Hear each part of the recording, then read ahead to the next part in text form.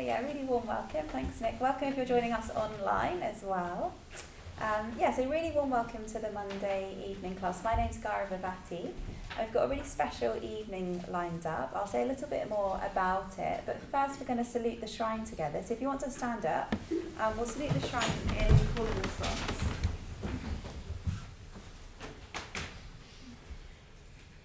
Namo Buddhaya. Namo Buddhaya. Namo Dharmaya. Namo Dharmaya. Namo Sanghaya. Namo Sanghaya. Namo Namah. Namo Namah. Om. Om. Hum.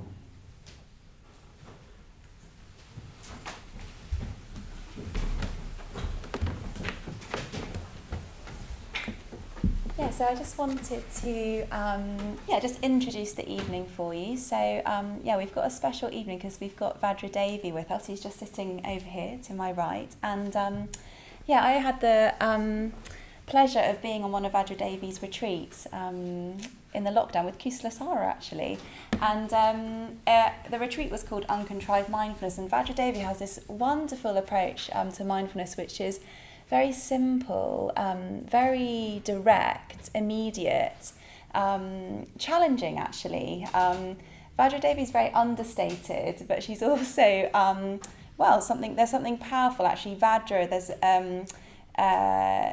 one translation is sort of like energy. There's something very energetic and powerful about Vajradevi.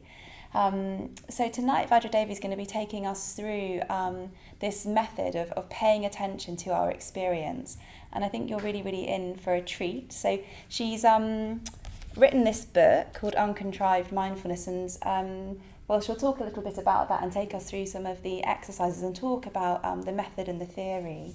And we'll have a little break at about 8:10, and then we'll come back. There'll be an opportunity for you to ask Vajradevi questions as well.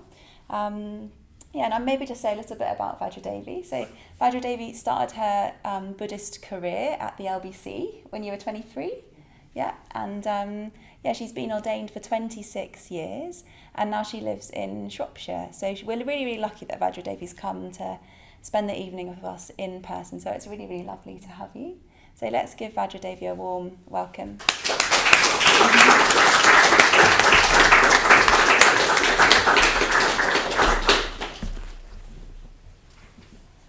Well, it's very nice to be here, and it's bringing back quite a lot of memories for me. But I think it's about 24 years ago that I left the LBC, something like that, going to various other Triratna centres in Birmingham and Spain and Cambridge, and then finally Shrewsbury in Shropshire.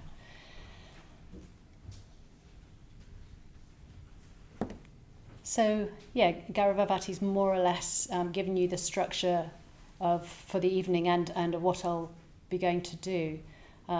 Just to spell out in a little bit more detail, I'll be mainly talking before the break, and after the break I'll lead you in a meditation which is in the style of the book, and then there'll be this more interactive period where you'll have an opportunity, if you'd like to, at least some of you, to say something about what you noticed in the meditation, about your experience, and then there'll also be time for more any questions about anything that I've said during the evening. So it'll go something like that.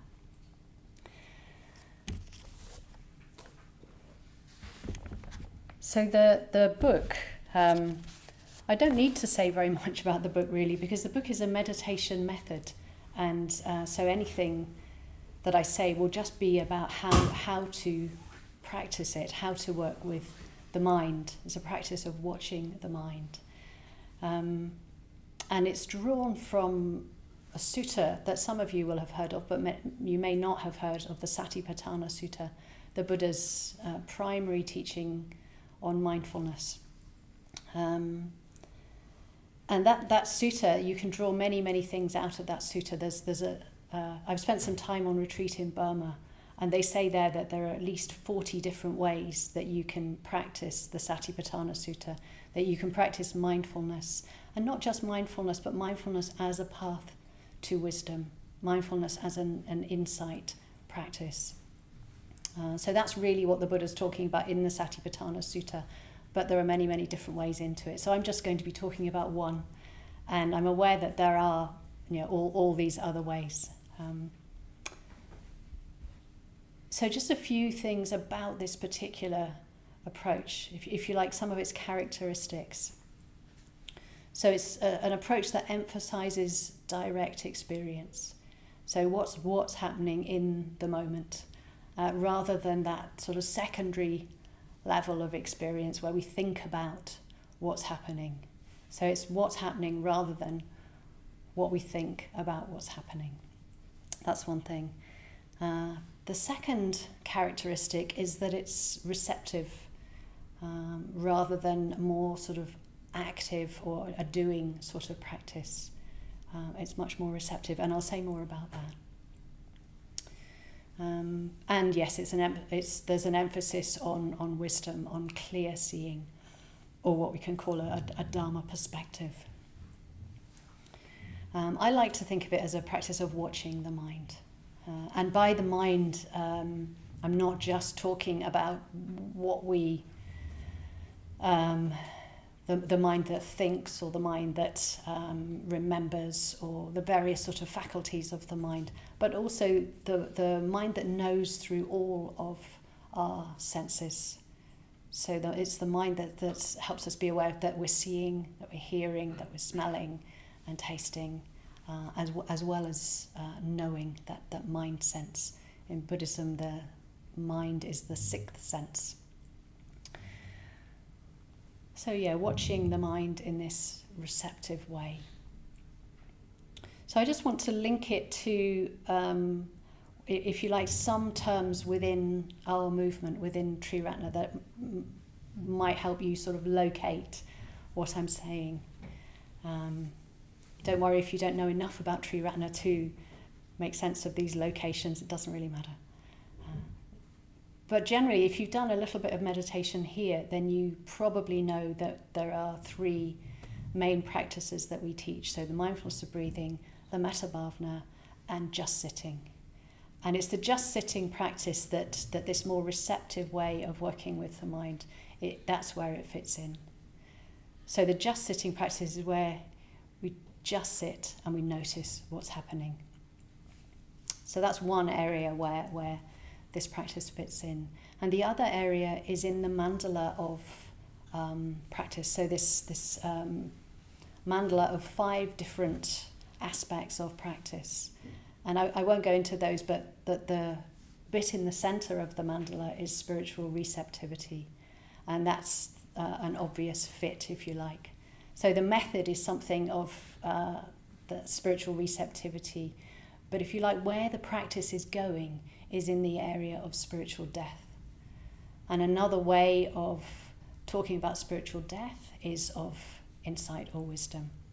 So that's where we're going, but the method is through this quite sort of relaxed, settled back, open way of being aware. So, did I wave the book around already? I'm not sure. Anyway, there it is. I'll wave it around. So I'm going to talk mainly this evening from the second chapter in the book, which is it's called How We Are Aware. And this is really emphasizing it's not so important what we are aware of is not so important. The objects of awareness are less important. What is more important is the quality of the quality of mind with which we are able to observe, to notice, to be aware. So I want to say there's 4 things, hopefully I'll get through all of them, 4 things I want to touch on before the break. So the first one, very simple, mindfulness always happens in the present moment. So you can touch into that now as I speak. Sometimes just just the mention of mindfulness or being aware is enough to help us to, in a way, remember, can be aware of what's happening.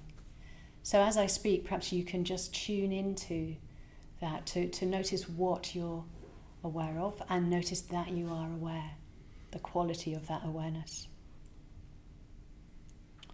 And the qualities that we're looking to cultivate are this settled back, relaxed. And when I say settled back, I mean it's sort of imagining that you're settling into a really sort of comfortable chair. There's a settling into the back of your body. Those of you on Zoom or on YouTube may well be settling into actual armchairs or sofas, but those of us in the shrine room, we can just sort of imagine it. Let's make that move. Relaxing more deeply into the body in the present moment. So we're not trying to make anything any different, if you like. We're just trying to notice what's already happening through this way of looking. And this contrasts to how we are often caught in the future. We're anticipating what's going to be happening, or we're caught up in the past. We're thinking about what's happened earlier in the day. Perhaps there's some regret about something. We're usually in one of the two, and we're often bouncing between future, past, future. But actually what's really helpful is just to recognize when mindfulness happens, it can only happen in the present moment. That doesn't mean that, of course, we can be aware of the mind that's leaping into the future or ruminating back in the past, but we recognize that that's happening in this moment.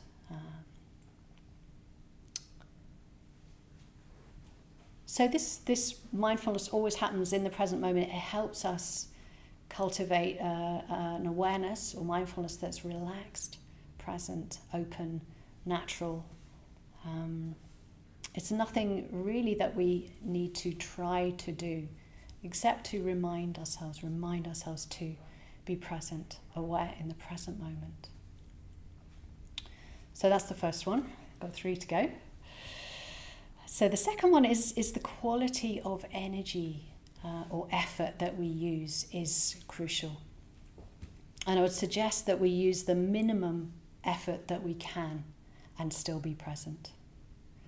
So this may be a little counterintuitive, and you may feel that it takes quite a lot of effort to practice mindfulness or to practice meditation.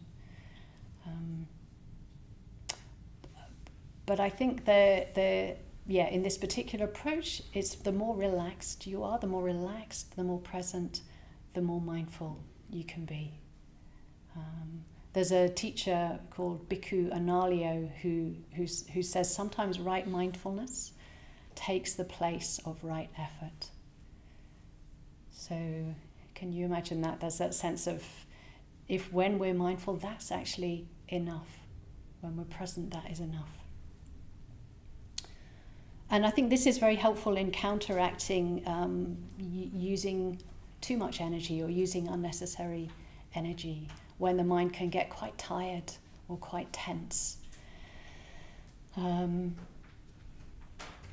So instead of over-efforting or sort of a pushing quality, we just relax into being aware. But there's one proviso really, and that's that we are aiming for continuity of mindfulness. If you like, the practice gains its strength from stringing lots and lots of moments of mindfulness together. So if we're just aware for a couple of minutes and then, that's it, the mind, we have a good think for 20 minutes or so, we're not developing that continuity of mindfulness. But the more moments that, so I lost it, I was thinking about something, and now I'm present again, I'm aware again. The more times that we can do that we recognize that, the more we end up being able to string those moments of mindfulness into some sort of continuity, some sort of consistency of awareness. Bhante Sangharakshita, our founder, teacher, he says a consistent practice of mindfulness, and particularly outside of meditation, will do far more to overcome hindrances than anything we do once we're on the cushion. So he's really, I think, pointing here to continuity, that we have to be able to take practice of mindfulness off the cushion and to be able to do it in a relaxed way. Otherwise, we quickly get tired of it. So rather than this active or strenuous or strong effort, we want an energy that's quite light and quite natural. So we're going to do a little exercise just to perhaps get a sense of that quality of mind. So I'm going to ask you to put your hands together with the fingers touching, maybe the palms touching a little bit. And just notice the sensations where they touch. And you might want to also make and remake that, make and break that contact. So there might be some sensations through the touching, and then perhaps some different sensations through the not touching.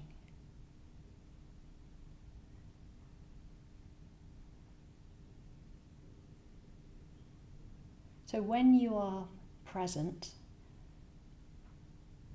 how much energy does it take to be aware of those sensations?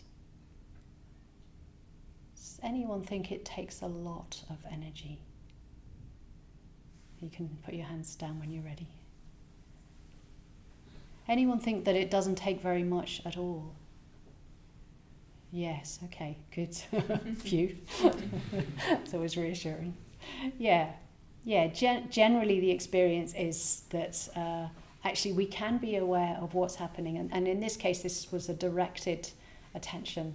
When we're meditating, it's more undirected. But that we can be aware of what's happening without a lot of energy, a lot of effort.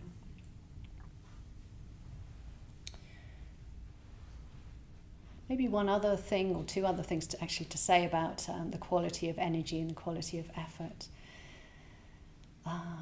So one is to do with, there might be a thought, well, this is all very well sitting quietly, or even when we're meditating, but how do we take awareness into our lives when there's a lot going on, or when things are going quite fast? And I think it's a good question. I think it's a valid question. But I want to describe just something I've noticed from going to concerts. I live about an hour from Birmingham Symphony Hall, beautiful concert hall, lots of classical concerts. And I remember being at one with, it was a pianist, I think it was a piano symphony, and just relaxing back, taking in the sound. And the pianist, I don't know how many thousands of notes he played on this particular piece. Maybe it was a 25-minute piece or something like that. But and obviously playing them very fast.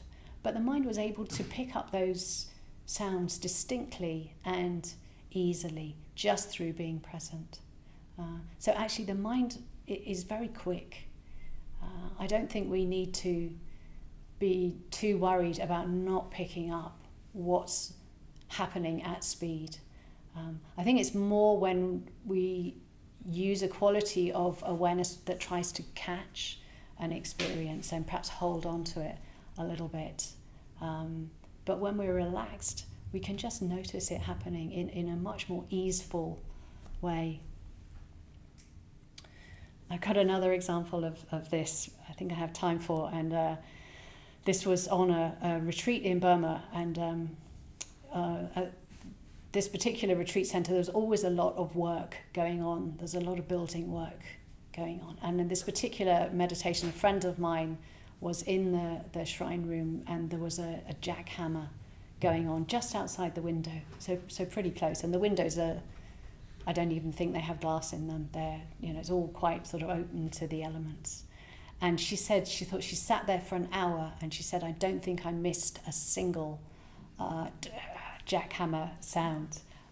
So she took it as a meditation object. It would be quite easy to, think that this is not what I want. This is unpleasant. This is difficult. This is not, this is stopping me or getting in the way of my meditation.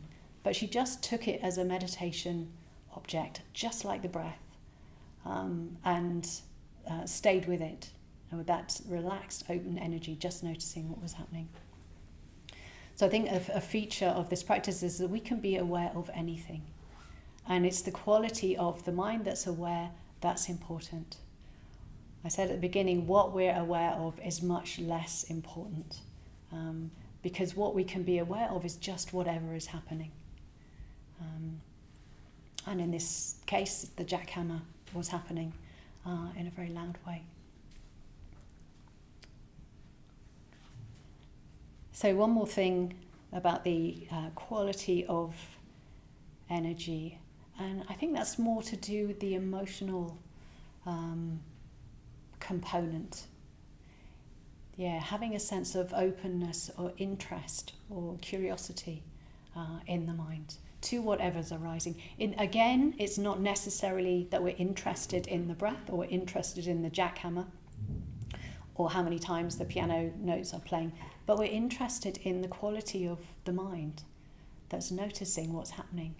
And that can be very pleasurable to notice that. This, perhaps there's some spaciousness, there's some openness, curiosity.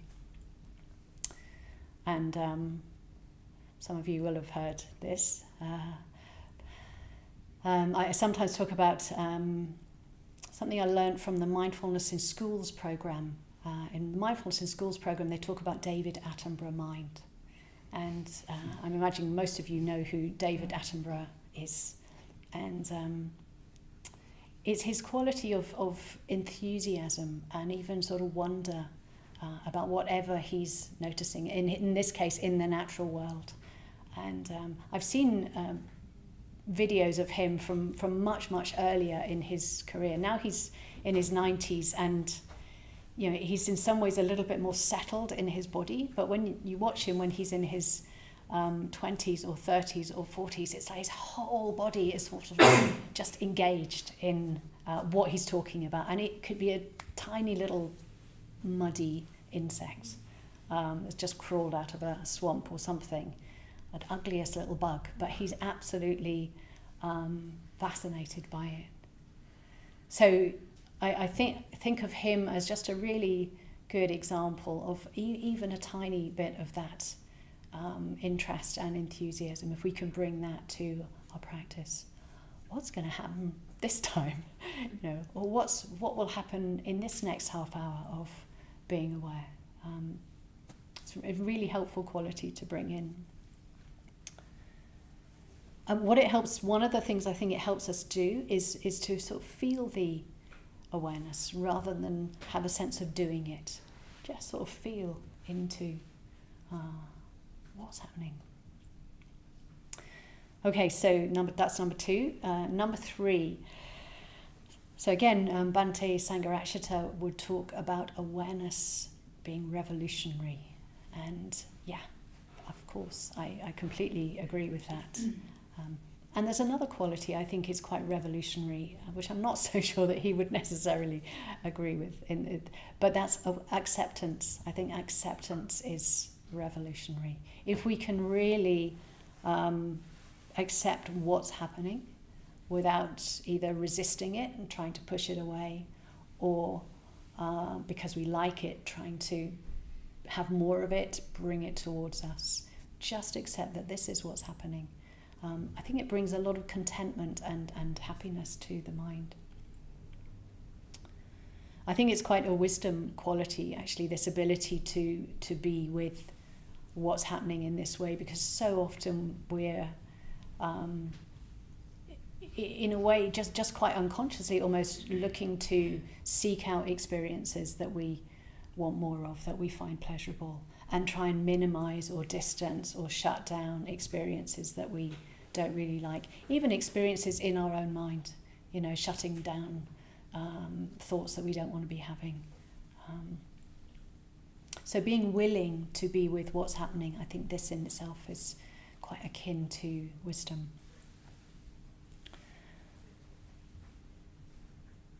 And I think particularly when experiences are unpleasant or unwanted, I think that's when it's very challenging to be willing to be with them.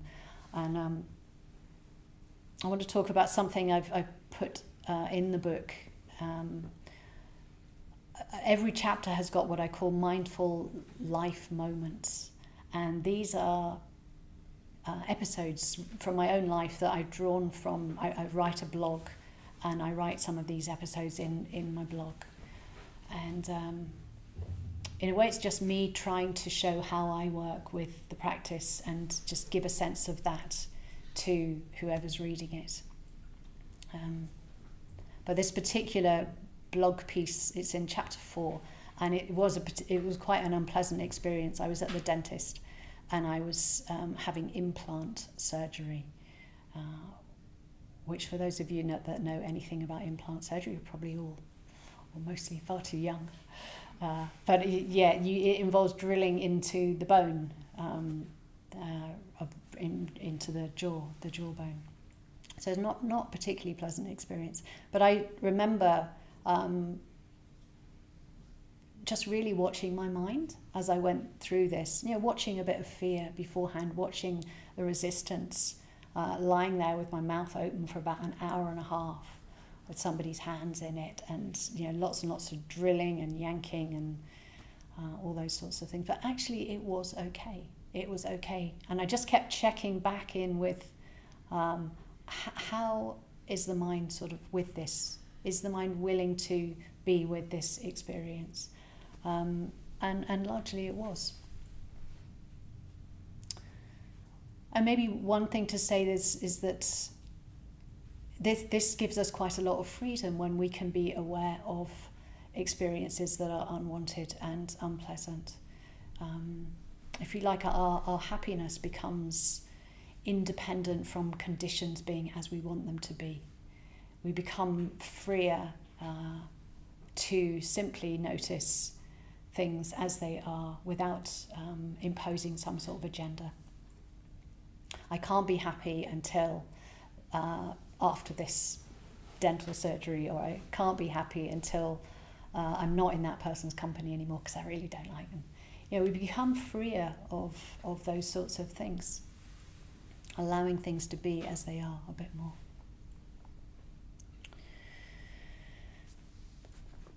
Where are we?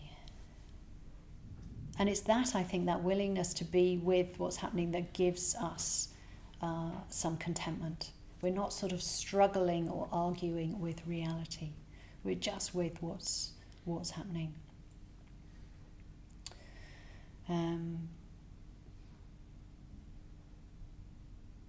There's a poem, I didn't bring it with me, by David White, I think. It's called Enough.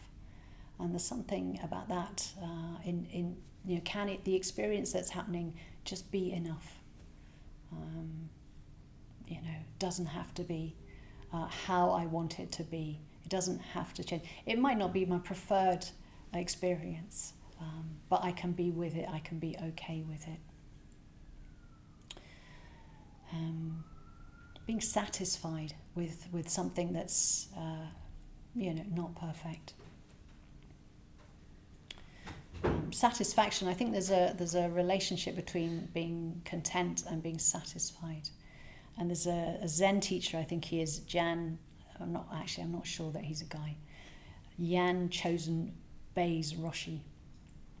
He says, they say, we have to study satisfaction, simple satisfaction, sitting and asking, what more do I need in this moment?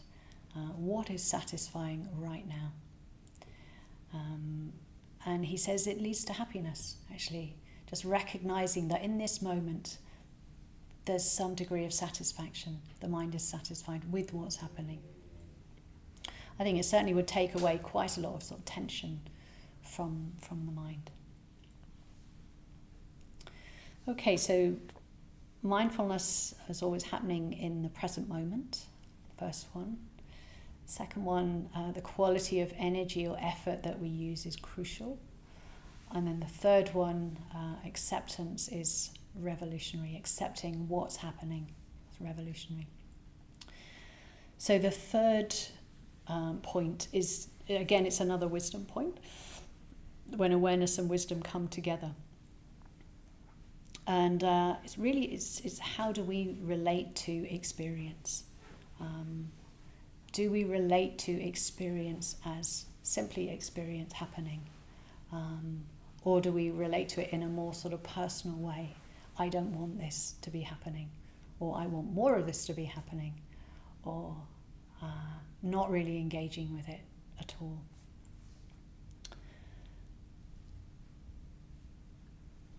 So the Buddha wrote about, he talked about the relationship between mindfulness and wisdom, and he described it in terms of an animal that was around a lot in India. That was the elephant. So he said the neck of the elephant is like mindfulness, is sati, which is the word for mindfulness, and the head is like panya, is wisdom. So sati supports panya, mindfulness supports wisdom in the same way that the neck supports the head. So there's this relationship of mindfulness conditions a mind that's more able to see clearly, that's more able to see what's happening. But also I like to think of the head and the neck of an elephant, as well as lots of other things, as having, it's got lots of different connections. There's connections of muscles and sinews and blood vessels. So there's a lot of interrelating going on, and I think there's a lot of there's a strong relationship, mutual relationship, if you like, between mindfulness and wisdom.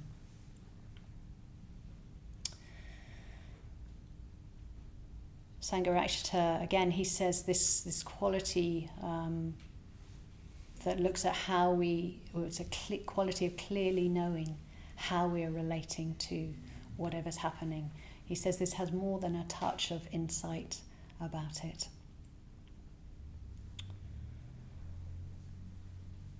So there's I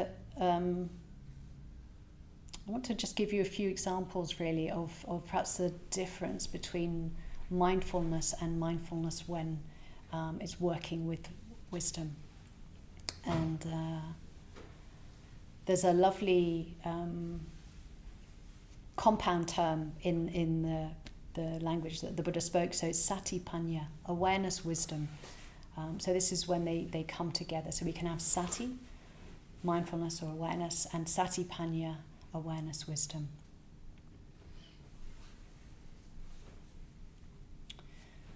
So when you might want to do this as I'm going through these things.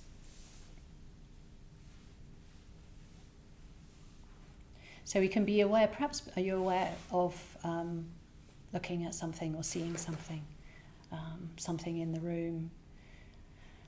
So you might be aware of the different colours of this thing. You can know its colours, its shape, perhaps its movement, if it's a person who's moving. So if you like, you're aware of the different concepts around this thing. This is meditation cushions. I can see they're green. You can know lots of things about them. We can be aware of all those things. When sati panya is there, one of the ways that it manifests, and there's a lot of different ways that it manifests, is that we can recognize the process of seeing that's happening in our minds. So if you like, the attention is a bit less out there and it's a bit more back here. aware and interested in our own processes of body and mind. So we're more interested in the nature of the experience. So that's one way. Another way, perhaps this is more to do with sensations in the body. So perhaps you can be aware of, might be a sensation of heat or tingling, perhaps in your hand, of touching clothes on the skin. You can just be aware of sensations. We can be mindful of all of those things.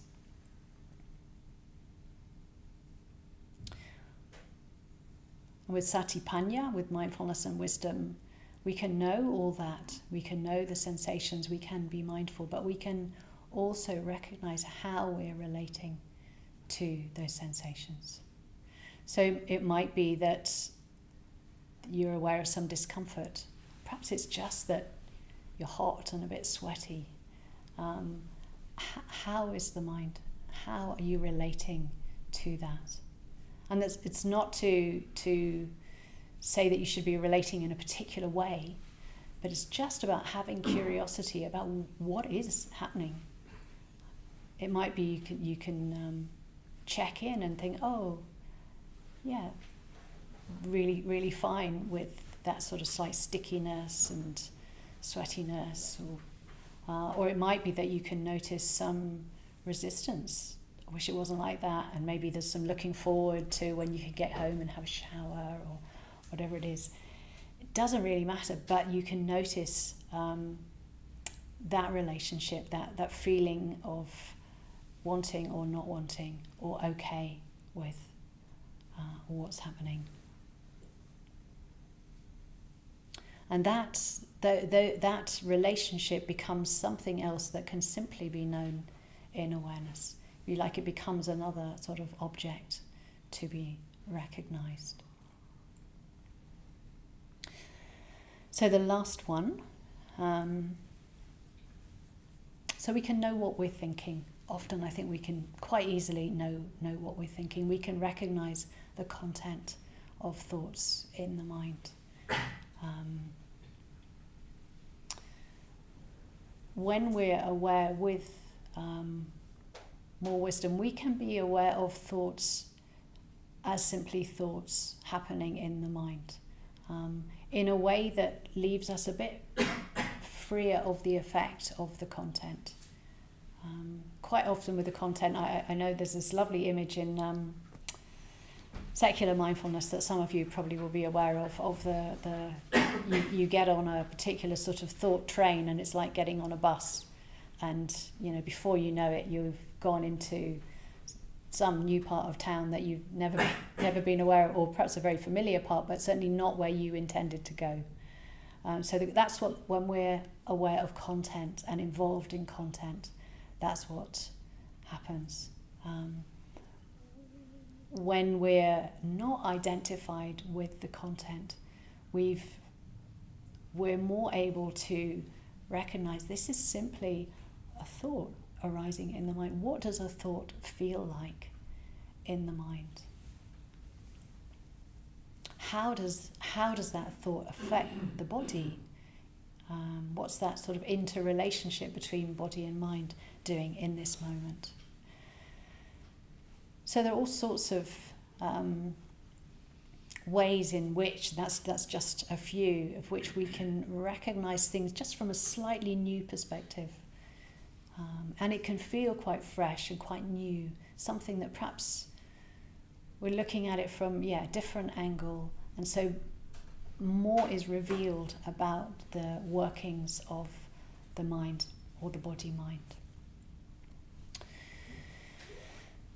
So how we know makes all the difference. How we know what's happening. And one of the I think it's chapter 4 in the book, I look at right view. So right view is another way of talking about a Dharma perspective or a wisdom perspective. And it gives both the theory and the how to work quite practically with helping establish right view or Dharma perspective in the mind. And to some extent that happens through just knowing about the teachings, knowing you might know just one or two Dharma teachings and you practice them. And to some extent that will leave, I was going to say a residue, that doesn't sound quite the right word, but there'll be some sort of flavour of that teaching in the back of your mind which influences how you see things. So this is, right view is using that quite consciously. And then there's another wisdom chapter, which is chapter 7, where we look at both wisdom and delusion or ignorance, and how they both manifest in the mind, how to recognise wisdom and delusion. So I'm coming to the end of what I'm going to say. What else do I want to say? I want to say the subtitle of the book. Say a little bit about the subtitle and then about the title. So the subtitle, which was a team effort by Windhorse Publications, Ending Suffering Through Attention, Curiosity and Wisdom. So it's really the whole point of the Dharma path. The whole of the Buddhist teachings are directed towards that ending of suffering, obviously not just our own suffering, but the suffering of others. But in this particular practice, it's like if we are able to, in a way, become happier ourselves or release ourselves from our own suffering, then we're far less likely to inflict it on others, and we're far more likely to be able to assist and help others. So the biggest chapter in the book, actually, is chapter 5, where I've called it the cycle of suffering, and there go into that whole process of what causes suffering, and looking at two of the major culprits, that being craving, the desire to have what we want, and aversion, that sort of pushing away what we don't want.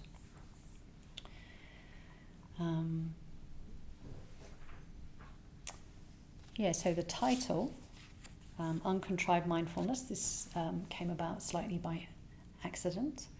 I don't know if any of you have been to Vajradevi, but I lead a retreat there every year with Tejananda, and he spotted this little part of the blurb that I had to write for the retreat, and he just pulled this little phrase, Uncontrived Mindfulness, out of the blurb and stuck it as the title.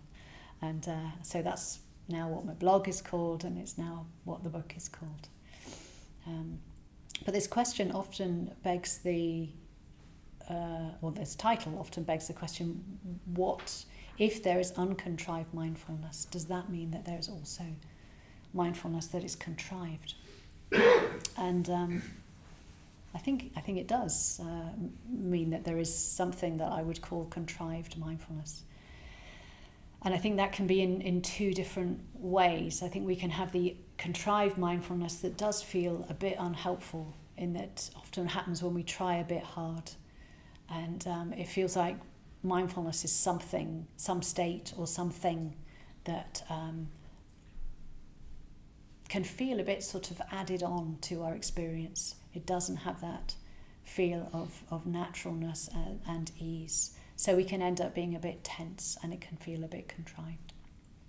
So I think that's the unhelpful way, and certainly I experience that, and I think many of us at some stage in our practice of mindfulness come up against that. There's a sense of perhaps trying to control, or not trying to, but ending up controlling the breath, or there's tension around mindfulness.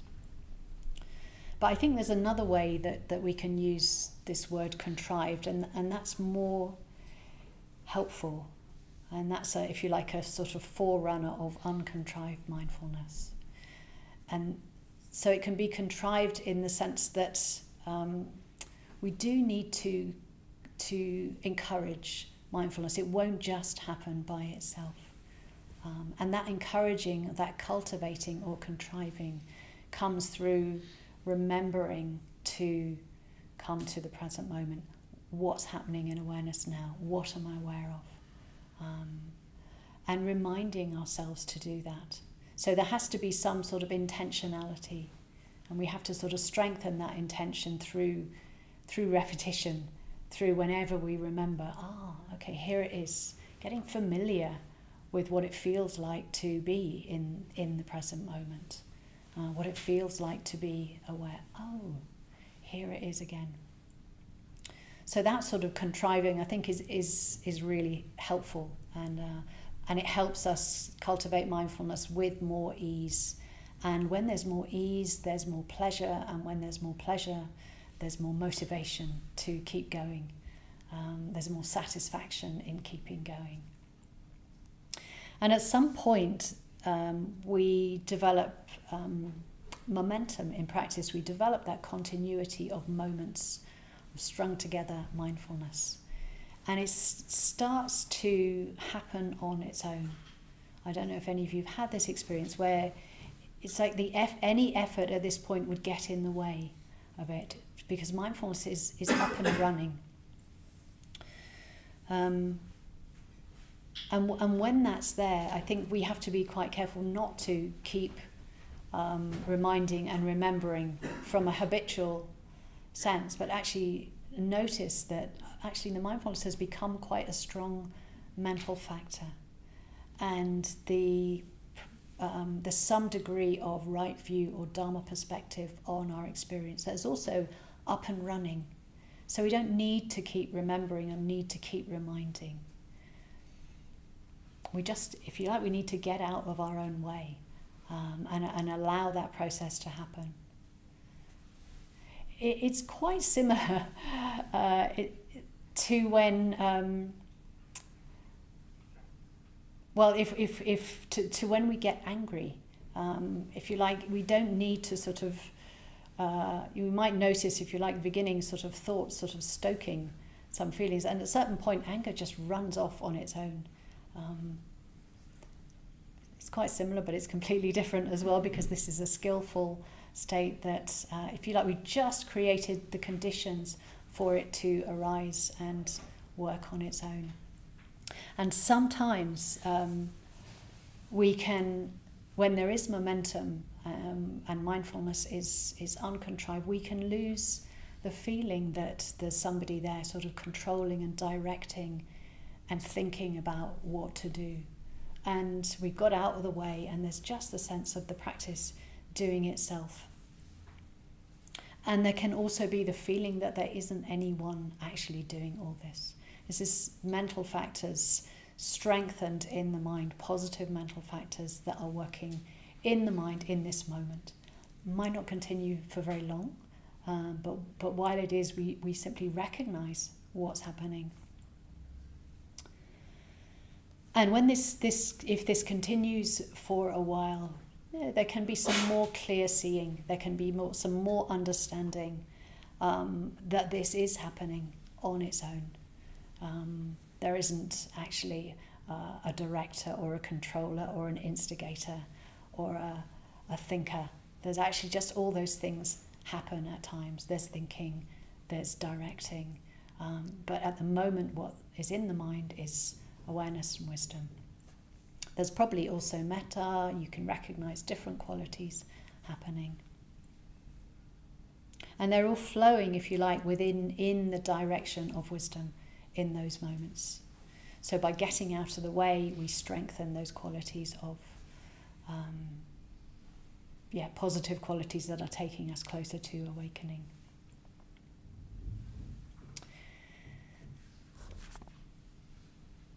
I think that's all I'll say for now. There's a couple more things I can say about the book, but I'll leave that until a bit later. So those on Zoom, if you could hold on for a minute or two, Surya Naga's going to come and talk to you. And everybody else here in the room, time for a cup of tea. And do you have a bell to bring people back? Yeah, so there'll be a bell in about 20 minutes' time.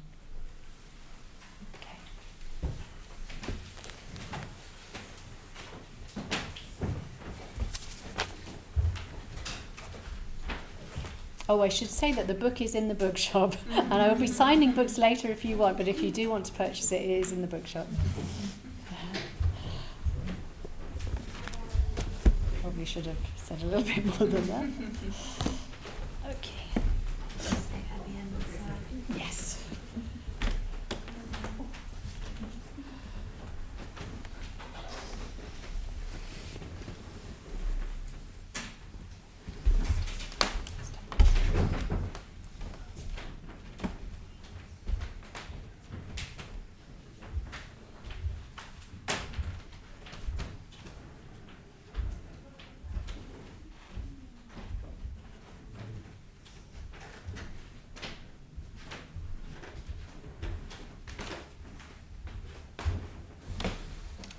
Very much. Cheers.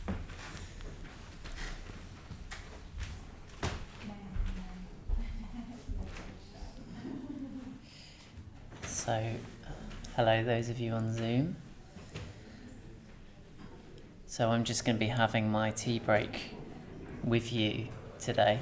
I've just been brought my tea by Nick.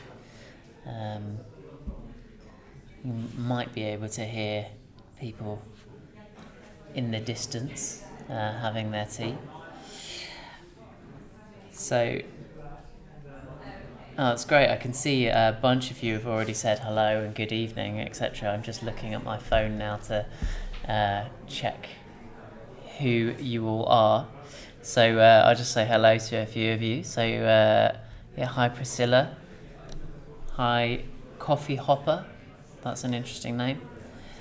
Hi Richard Hallows from North Wales, Daniel Gallagher, Jane Nolan from Nottingham, Adeline from South London, Robert from Southwark, Sunjay Gupta from London, James Hindmarch from Bethnal Green, Sarah Caputo, Riza, Mary Lowe, Anne-Marie, and Kim Willis. Hello Philippa. Yeah, so really nice to see you all. So yeah, I've got my tea. I hope you've got your tea as well.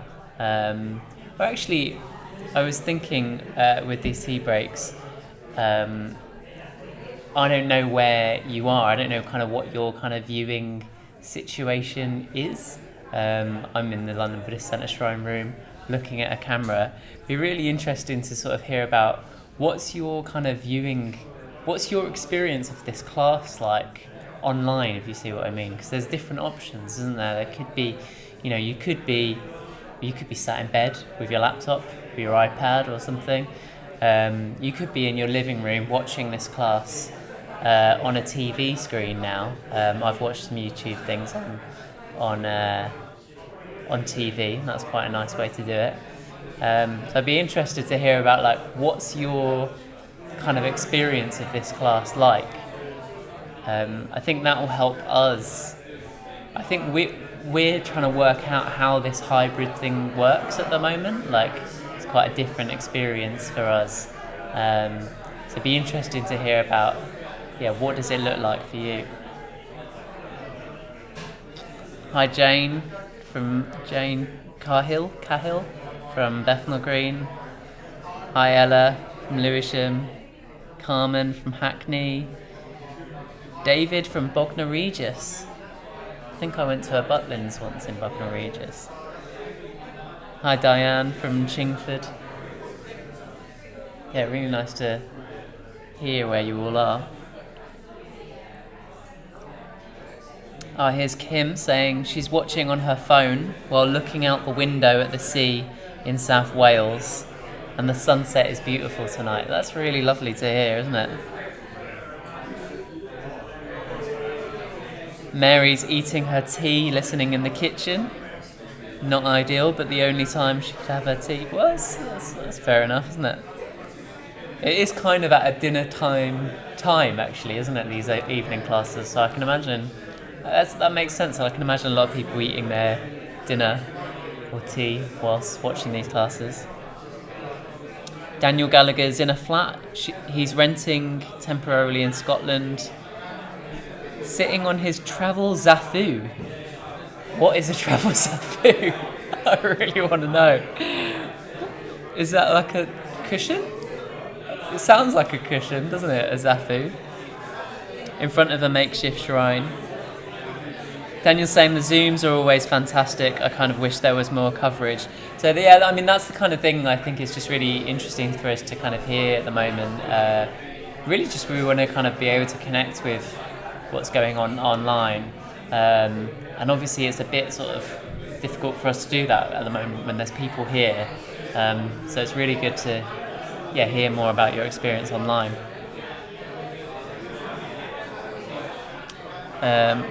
So Jane Cowhill's saying she's on her meditation mat and cushion next to her plants with some fairy lights going on. Cat is on the bed. That's really lovely. I can really imagine that. It's kind of starting to paint a picture of just quite a meditative evening, I suppose. I mean, when you come to the Buddhist Center, it's really you're creating a whole experience, aren't you, of being in the Buddhist Center? And in a way, it's quite good to just hear about what your experience of that is like at home. Claudio's just come in, and it looks like I'm talking to myself. Hopefully, he doesn't think I am.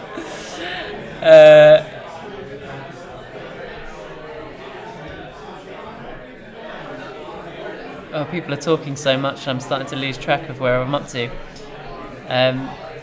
Jane's watching on TV. There you go. Quite strange to hear you saying hello. Yeah, it'd be great if like all TV people just started saying hello to you through the TV, wouldn't it? Daniel has confirmed that a zafu is a cushion. That's good to hear. Mary's finished her tea.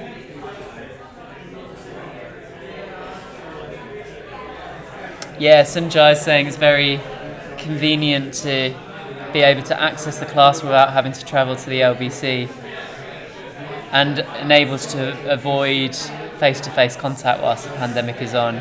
Yeah, so we are going to continue with all of this hybrid kind of classes that we're doing. Yeah, definitely going to continue with that.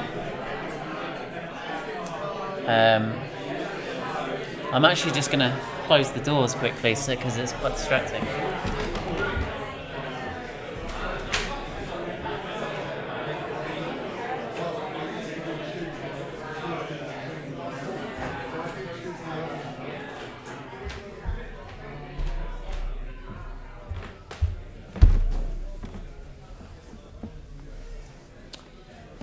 Oh yeah, more people having dinner. Sarah Caputo.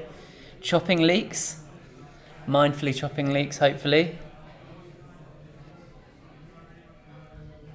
And Kankvana from India, Nagpur as well. Very lovely to have people from India at the same time.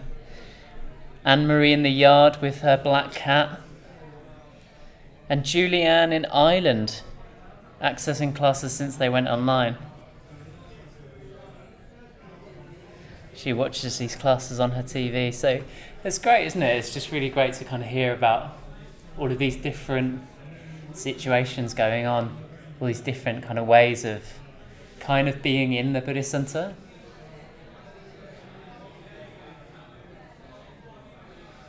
Yeah, that's great.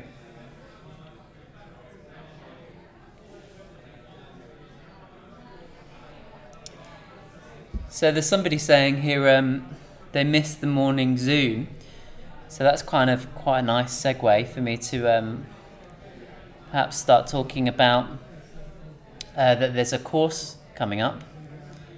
So this is where you start to realise I'm not just having tea with you, I'm also doing some adverts. So there is a course coming up that's specifically online, so specifically for you people at home. And that course is called The Heart of Freedom. And it's with two teachers who, if you come to the centre quite a lot, you probably know them. One's called Surya Gupta, who's the chair of this centre, and one's called Akasha Mitra, who is, he's on the Dharma Night team. And so The Heart of Freedom is a course that is exploring, it's a new course, a brand new course that we're doing at the LBC to explore the metta bhavana practice, so this practice where we cultivate loving kindness, where we cultivate positive emotion, positive responses to other people. So yeah, it's all about cultivating connection and confidence as well. And this course, it starts on the 9th of September.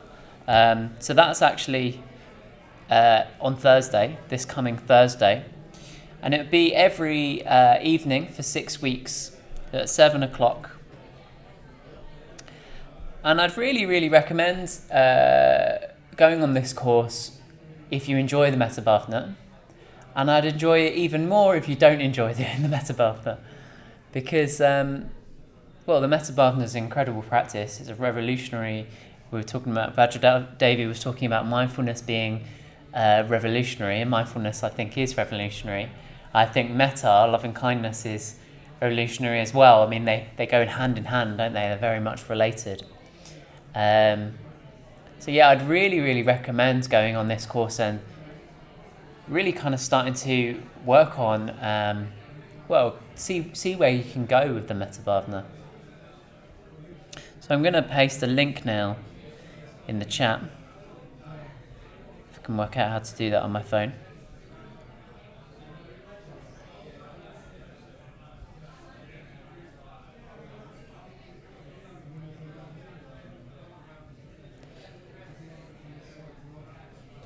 So I've put a link there in the chat to the Heart of Freedom course. Yeah, I'd really recommend that. It's an online only course as well, so you won't get these kind of awkward.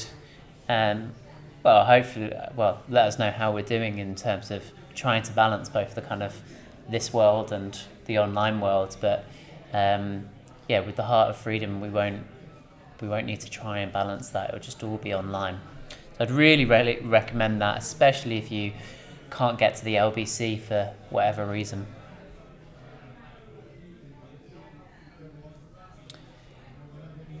And then, just a kind of another thing to say about online. It does require more of the centre to try and do things both in person and online. In a way, the centre team is kind of having to run two centres. You know, when the centre closed, what happened was the whole centre team then switched to running an online centre. And then when the centre reopened, we were like, we can't just abandon everybody online. Of course we don't want to do that. So the centre team had to kind of work out how to kind of do both things at the same time. But really, I mean, it's so much kind of in the vision of what the London Buddhist Centre is about, isn't it? It's so much of the mission of the London Buddhist Centre, in a way, to keep reaching out much beyond these kind of four walls, much beyond this kind of big red building in Bethnal Green, all throughout the world. And of course, we do that by being connected through to other Buddhist centres around the world, and hopefully wherever you are, many of you will have a Triratna Buddhist centre near you that you could go to. In some places it would be quite a small group, perhaps, but hopefully you'll be able to have that opportunity to connect with other Buddhists near you. But that won't be possible for everyone, unfortunately. That won't be possible for everyone. So I think it's so good. I think it's like so kind of right, in a way, so kind of fitting with so much of the London Buddhist Centre's mission to keep connecting with people online, to keep connecting with as many people as we can. So hopefully you're still feeling like you're part of the London Buddhist Centre Sangha, the London Buddhist Centre community, wherever you are in the world, whether you're in Nagpur or Ireland or South Wales or wherever it is. Hopefully you really feel kind of part of this. And what we'd really like to kind of do is kind of extend that invitation for you to continue to, or let us know how we're doing in that. Yeah, let us know how we're doing in that. So yeah, do kind of let us know in the comments. Yeah, do let us know in the comments. How we're doing at that. Hi, Gisela. Oh, great. Okay, I'm just chatting to everybody online.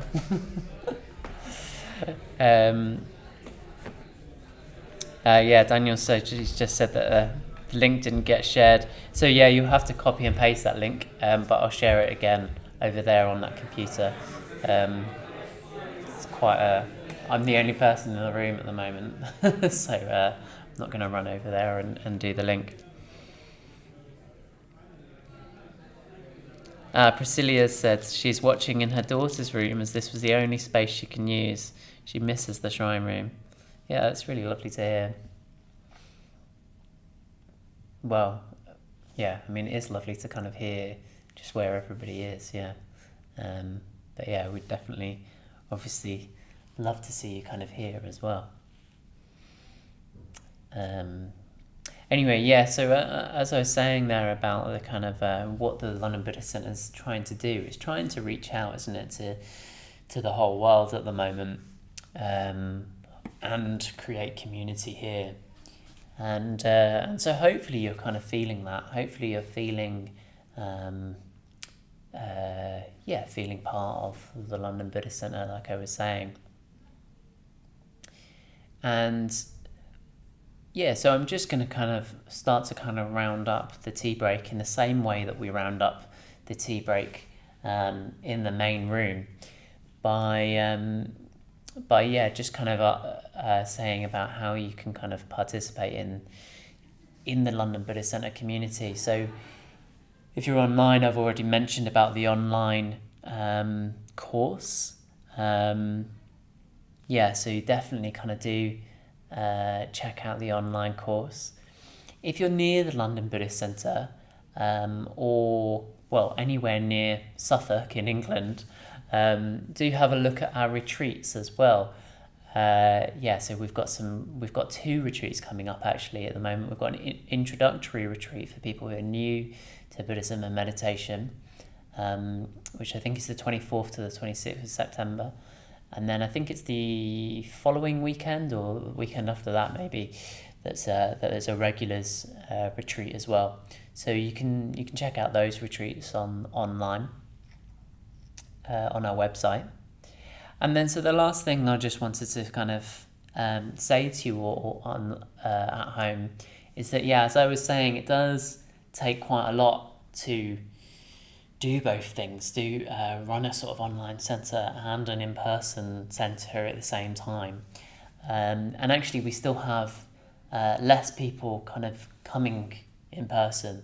Obviously there's a different value to kind of what we can do in person, but that does mean that the centre's income has gone down quite a lot. Actually the centre was kind of getting more income when it was just all online, but obviously we've got a different value of bringing people in here. So I would just ask you, if you don't already, to do consider donating. Do consider donating to the centre, because the centre completely operates on people's generosity. Yeah, it completely operates on your generosity. So you could consider making a one-off donation for this class. If you were coming in person, many people donate £10 for the class, so you can consider donating £10. Or you could set up a standing order, so you could set up a standing order of, it could be 50 quid a month, however much you feel like is a kind of appropriate amount for you. I know you might be aware of lots of other religions have a thing called tithing, don't they? Where they give 10% of their income. Lots of Christians and Muslims do this. This isn't a sort of standard Buddhist practice at all, but I quite like the idea. I quite like the idea of sort of going, 10%, that's a sort of manageable amount. Why don't I make sure I give that away? I'm not saying you necessarily, you don't have to give anything, of course, to anybody, but you certainly don't have to give 10% of your income to London Buddhist Centre, but you could do if you wanted. I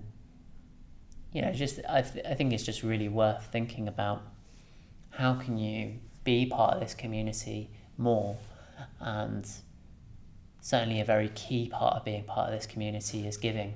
I was thinking earlier, actually I've been starting to organise a few things that I'll be co-leading soon. So Padmasambhava Day is one of them, which we will have some online parts to. And I was just thinking earlier, how it's only really going to be possible because of all of the volunteers that we're going to be having. I mean, all of our teachers are volunteers as well, of course, but all the people who are volunteering to do things like pour tea and lay the mats and cushions out and everything. So it really is part of the culture of the London Buddhist Centre to give. Yeah, it's not an exchange situation. We're not saying you can only have this if you pay for it. We're saying, wouldn't it be better if everyone just gave? Yeah, wouldn't that be better?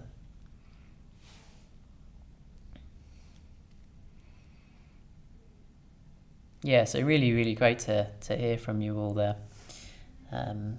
So what I'm going to do now is I'm going to go in over there to that computer and I'm going to pop the link in the chat so you can actually click on it. So I'll put the donate link in there, and I'll also put the course link as well, so you can check both of those out. And I'll also that'll also give me a chance to finish my tea as well.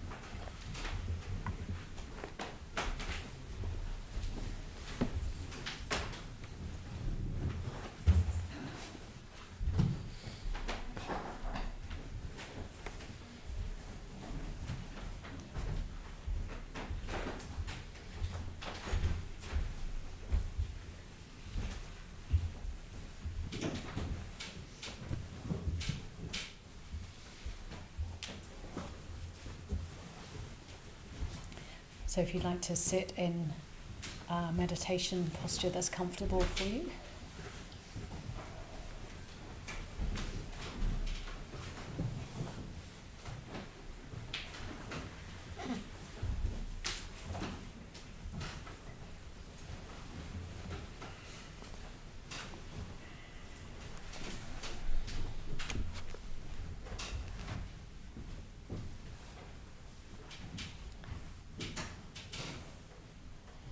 And I'll be talking through quite a bit of this practice, just giving you some, probably repeating bits of what I've said, just in terms of guiding you into that more receptive way of practicing.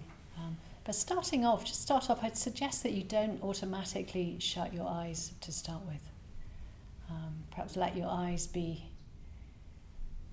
open, and you might have them resting in front of you, but you might also, if you like, we're coming quite naturally to, if you like, the sense of resting a little bit more within ourselves. So coming to that naturally might mean just allowing yourself. Perhaps you want to let your eyes look at the shrine, sort of rest at the shrine, even move around a little bit. And in that you're looking, but you're also coming into yourself. You're coming into a sense of the body.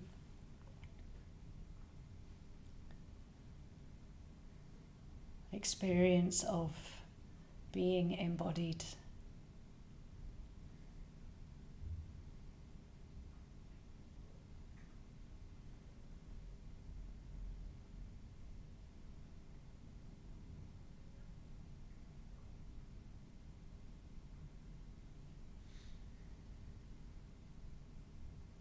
So there's a sense of embodied. We can know that through different sensations.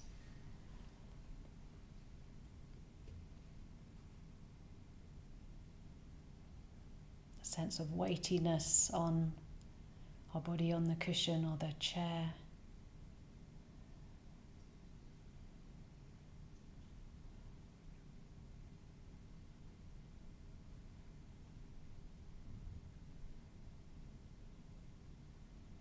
And knowing that you're seeing if your eyes are open.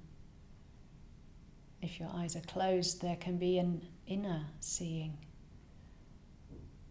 There's often a lot of images that accompany thoughts. That's a different sort of seeing.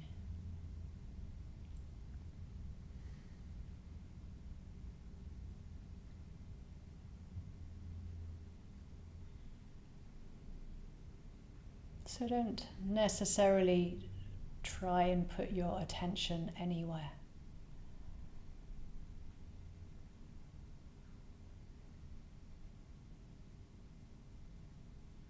But have the intention to remember to be present, or to remind yourself to come to the present moment.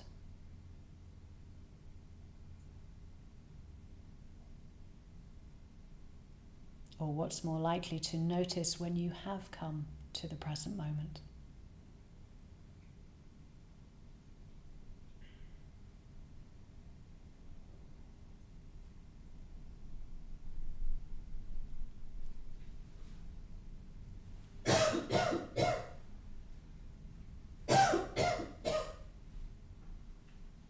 And if it feels natural at some point, you can close your eyes, but it's fine also to just keep them open.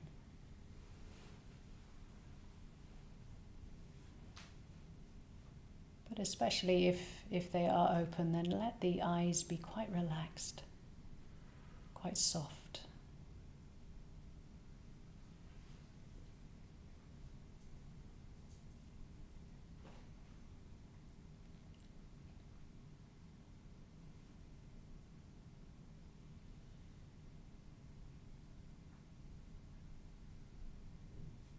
It's almost like the seeing or the looking is happening from a little bit further back in your head than usual.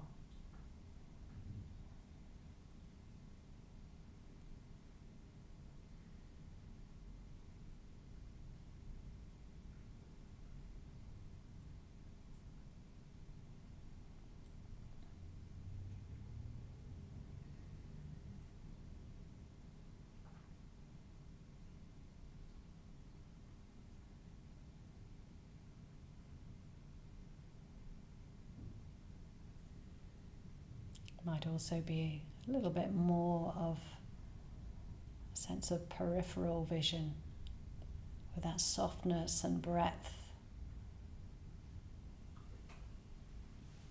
through the eyes or through the mind's eye.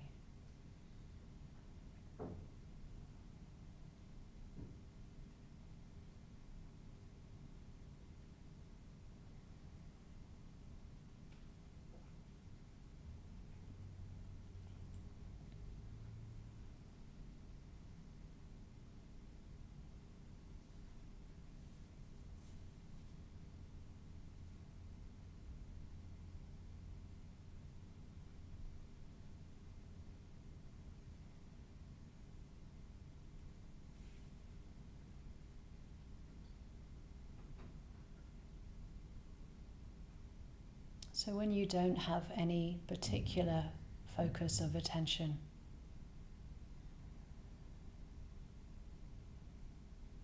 what you can do is notice where the attention goes.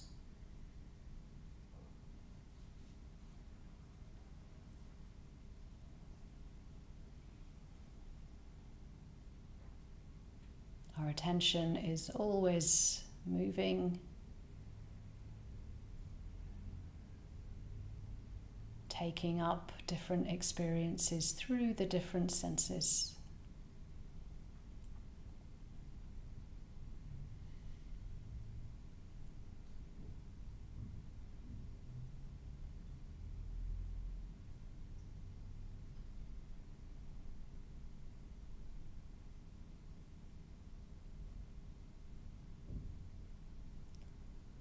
So perhaps the attention goes to a thought, and then it picks up perhaps the sound of my voice, so hearing.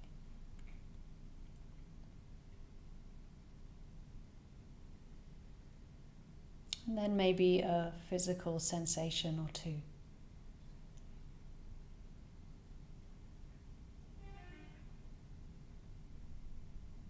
And we don't direct this process, we simply become aware of where the attention is going quite naturally.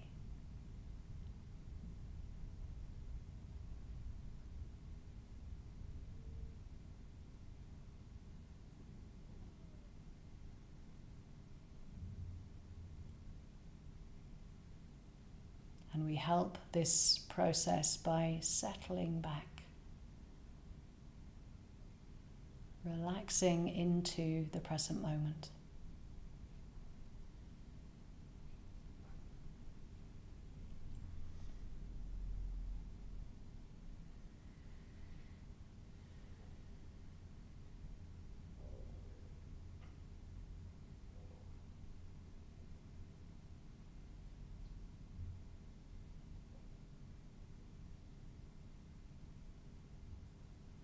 Being a little bit curious about where the attention goes, where the mind goes.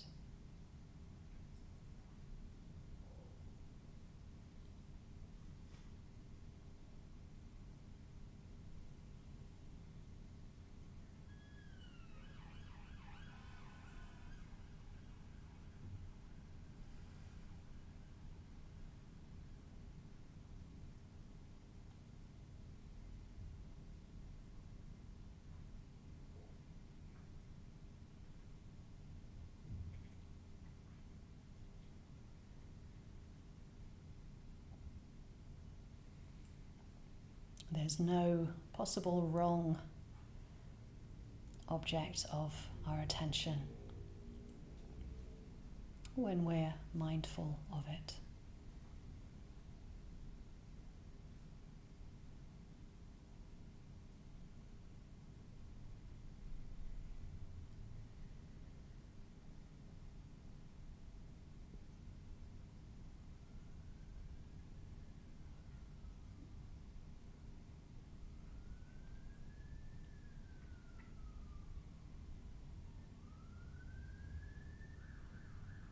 Sound objects,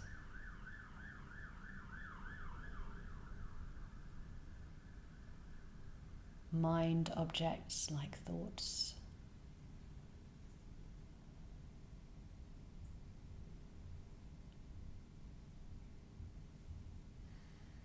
Objects through the body.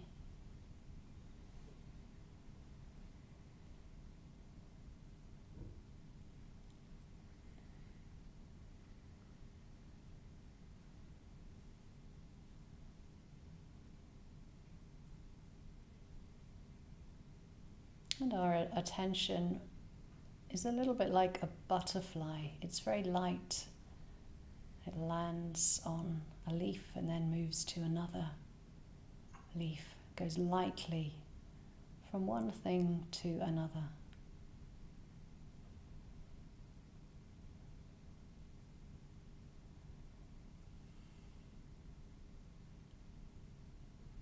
And we can be aware of that happening. Aware of the attention going from one thing to another.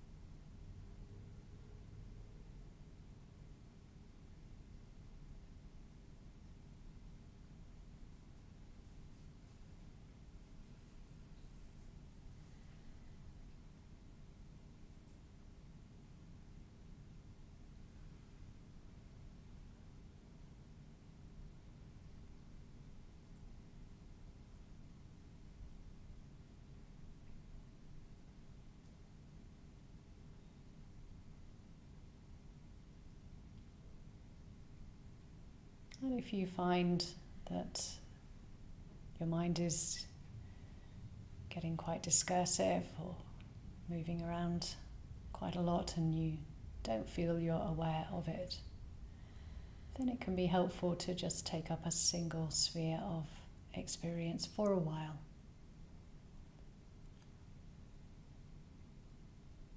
Noticing where the attention goes in different parts of the body.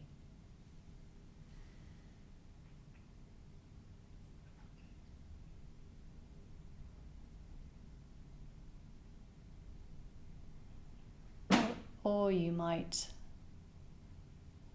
let the attention rest with the breath.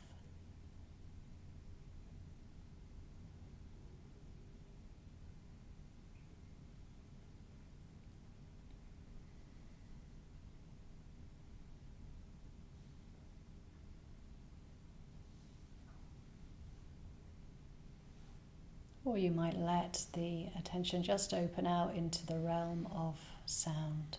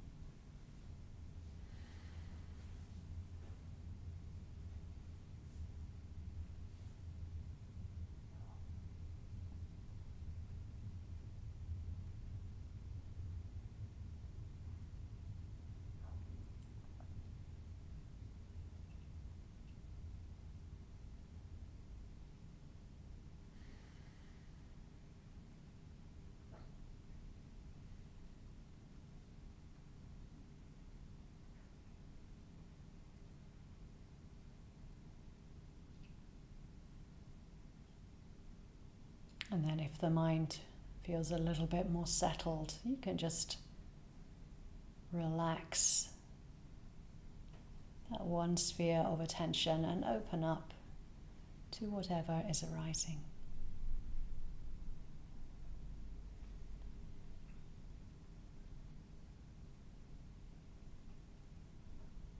And you let awareness accompany attention.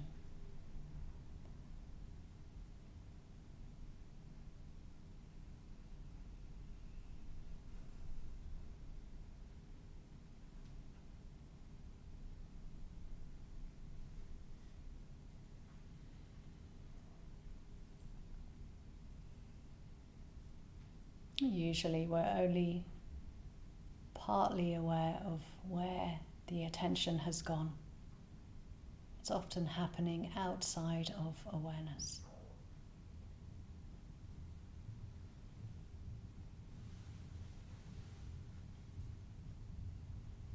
But here awareness can recognize where the attention has gone and accompany it.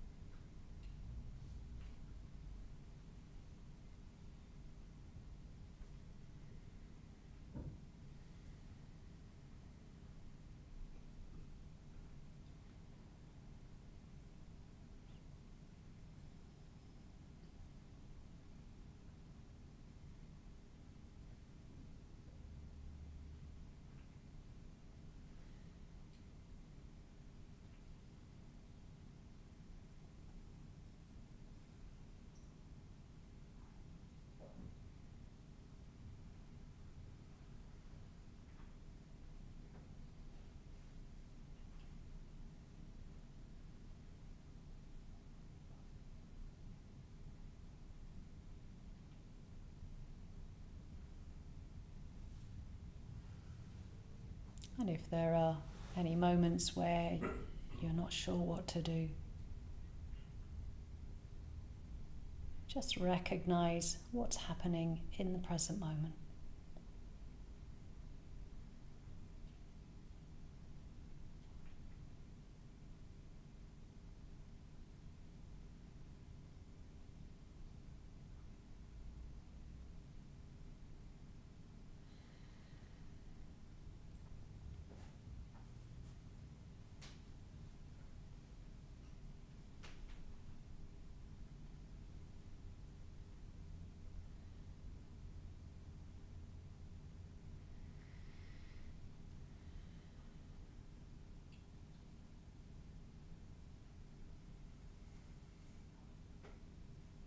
What is the mind knowing in this moment?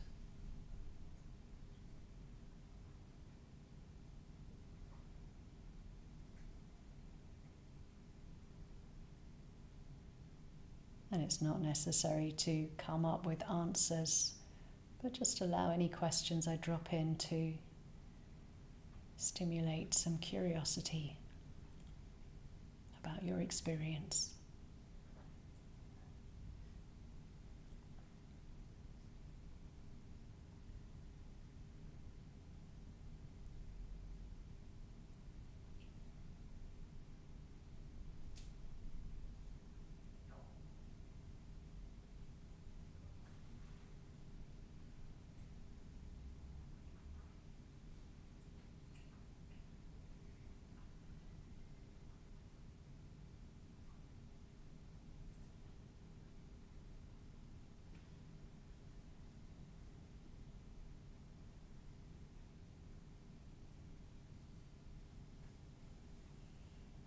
And every now and again you can tune into the quality of energy or effort that you're using.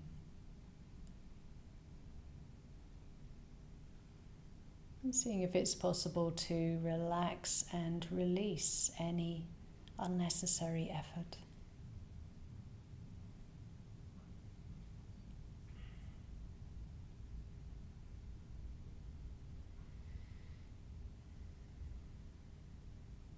It's enough to simply be aware.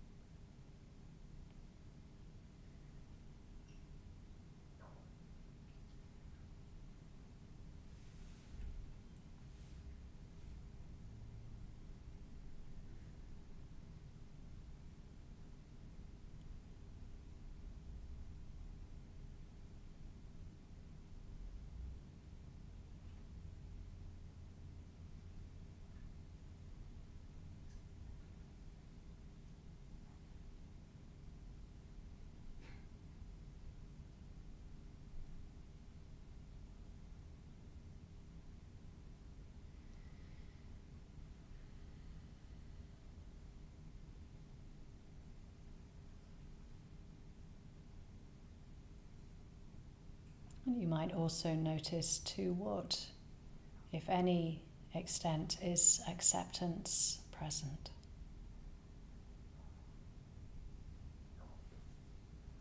Is there a willingness to be with what's happening?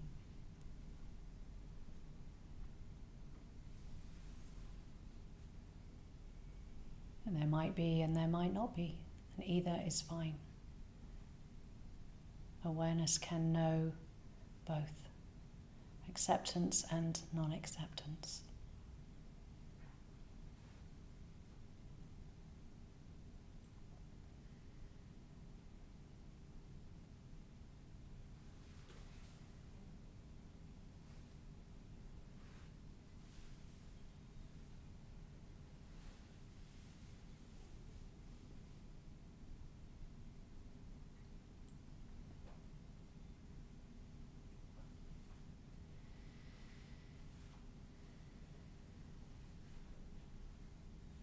We can be mindful of how acceptance feels in the mind and in the body.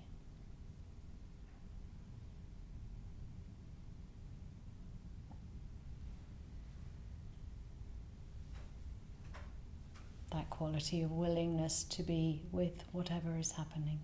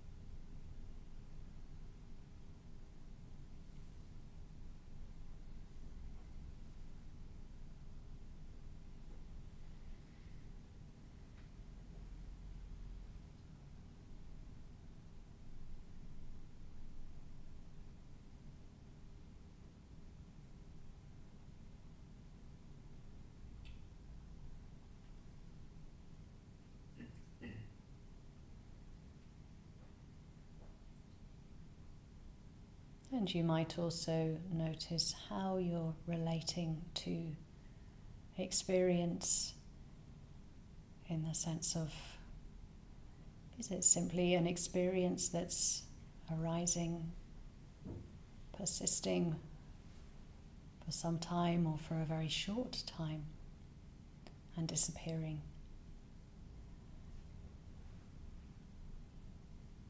Or is there a bit more of a sense of this is about me, this is quite personal?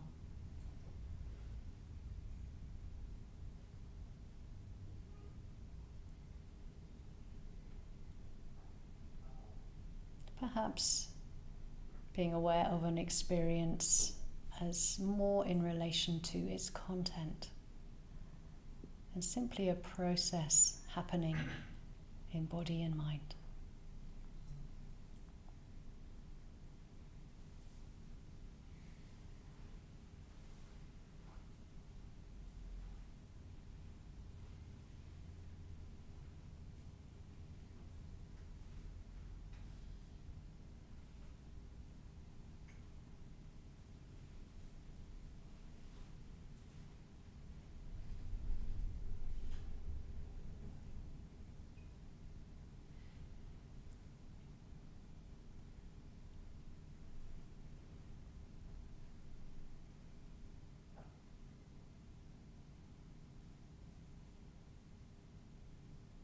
Bodily sensations as a process.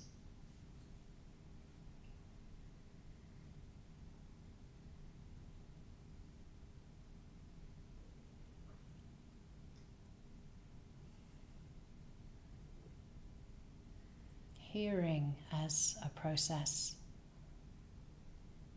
Many moments, one after another.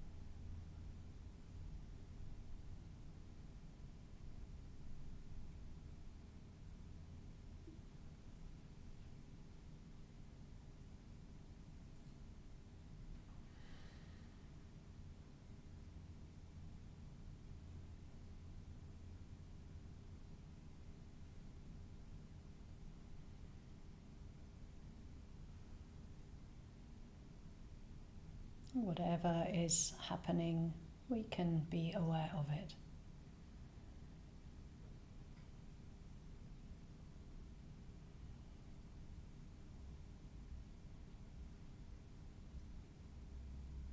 Engagement or boredom,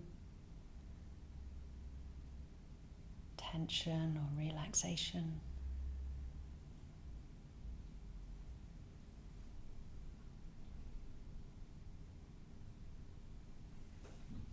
It really doesn't matter what the experience is, but just that we are aware of it.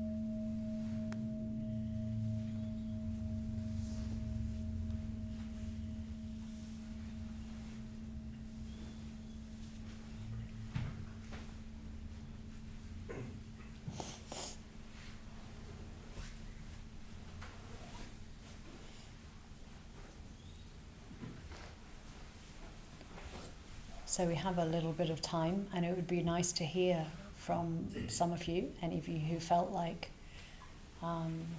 speaking out. So just anything that you noticed in that practice, perhaps a few moments where you felt you were quite present or quite aware.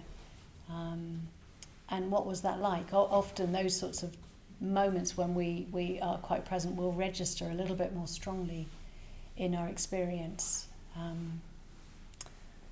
So just anything that you notice. It doesn't have to be a big thing. It can be really quite ordinary, but sometimes that quality of attention that we bring to it, or the quality of awareness that we bring to it, can, as I said, make it feel a bit different, just give it a touch of the extraordinary to something that's very simple. So I just invite, I think it'll just be those of us that are present in the room, as far as I know. Sorry? Be online as well. Okay, so if you're online and you'd like to, then maybe what? Nick can read You out can the feel questions. those. Great, yes. So maybe put something in the chat, then that'll be great. Yeah. Okay, so anyone who's got something they'd like to? Yeah, Britta.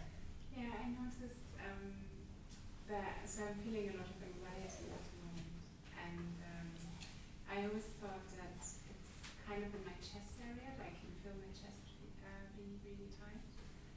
And then when that came up with awareness, I actually realized it's more the throat. So there was a subtlety to the experience, to the physical experience. Yeah. So I could perceive more detailed where it sat, and that also took the I don't know if it was that realization, but it just took out the desire to want to push away. I was actually more dropping into that and more interested in it. Great. And what did that feel like for the if you like the mind that was observing that and noticing that and curious about that? Like a release. Yeah. Like really, Yeah. release. Great. More free. Lovely. Yeah, more free. I like that. Yeah. Thank you. Yeah. Anyone else? Yes. I found coming back to sounds really useful.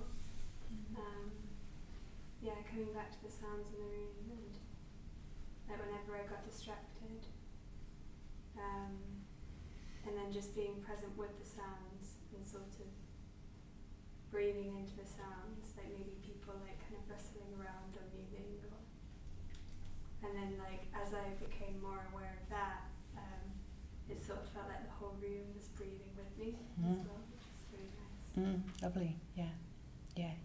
I think from what I've heard is that sound is if you like, it's the sense that that most contributes to receptivity. We're most able to be receptive of sounds. Often there's more effort involved with seeing. That's why we have to quite consciously relax the eyes. But sounds often just arise. We can have them just arise in experience. And I find also it can be very useful just as a way of grounding and tuning into what's happening. But that experience at the end sounds very lovely. Yeah. Yes. It sort of felt like an enormous privilege to be not having to try not to think, to just be there. But the sense that what's there, because, during the time I've been speaking to you, it's the past, the present. Where is the moment? Where is... It's a strange experience. But to be allowed to have, or to choose to have things flowing, so what happened yesterday, what happened tomorrow, just let it flow through, rather than thinking, oh no, I'm not allowed to do that. Right. Was a privilege.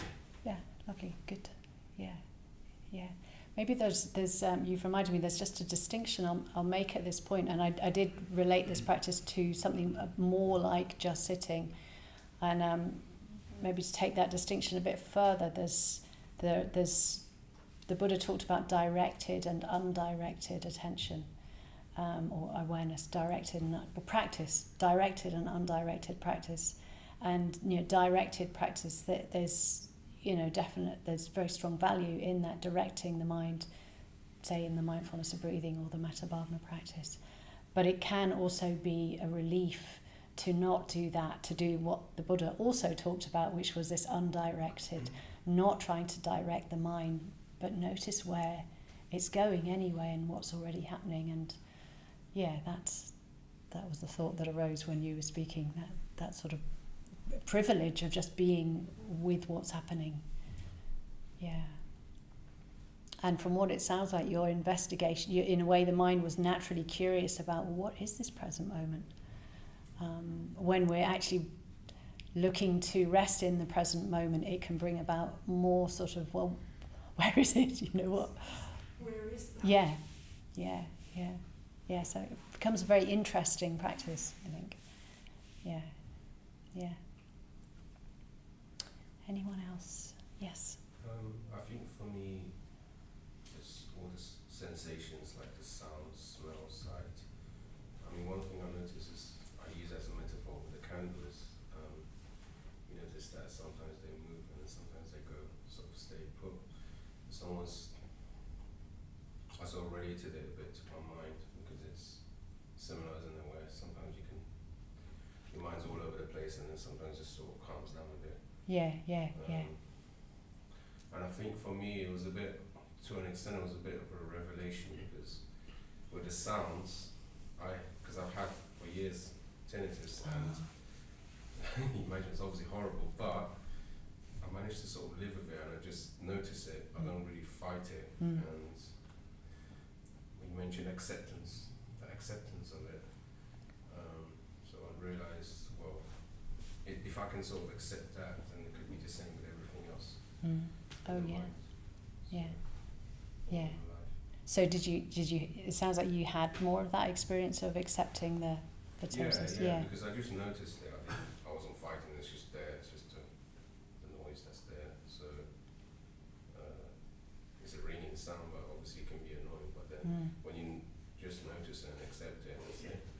Because it's just there. It's just happening. Yeah. Yeah. And then it sounds like there was some sort of parallel understanding that, oh, well, if this can be accepted, then what else can be accepted? Yeah. Which is, I think, is significant. Yeah. And of course, it's sort of, in a way, you get that calming effect, especially when you notice all the sensations in the body and even in the sort of hands. Yeah. The body. Yeah, great. Thank you. Good. Anyone else? Sorry, did you? Oh, no. It might have just been nothing from the chat. No, fine.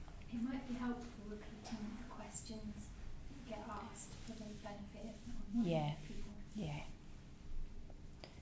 Two of you. Who wants to go first? I guess I was just thinking that rather than being frustrated that my mind is jumping around all over the place, similar to what other people said, it was quite nice. Like, just almost like, I was thinking about what you were saying about kind of wonder, like being amazed that you can actually, like, it's jumping around so quickly, and wow, it's thought about thought, and then it's thought about this, and thought about that, like kind of just being able to kind of appreciate that was kind of a nice difference to what sort of meditation I guess I've been used to. Yeah. So appreciating the mind that's sort of just moving quite fast, and that it can do that, and that also that we can be aware that that's what's going on. Yeah. Thank you.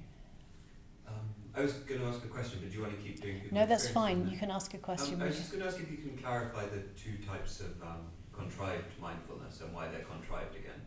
Okay. So two types of contrived mindfulness. This is my own sort of little schema. Uncontrived does have does have parallels in different traditions, Buddhist traditions.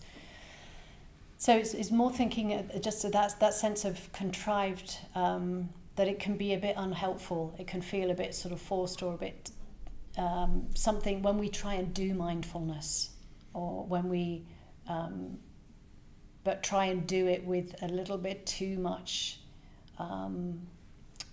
control or a little bit too much effort, and then that's when we can, maybe you haven't experienced this, but I certainly have, where I get a bit tense and feel like and then if I get a bit tense, I often get a bit frustrated after that. I can't do this, I can't.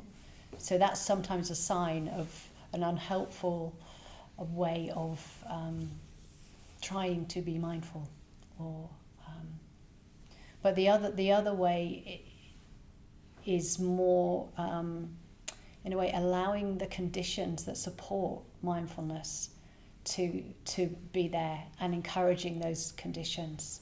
So some of those conditions are simply noticing in the present moment when we are aware, or reminding remembering to be present.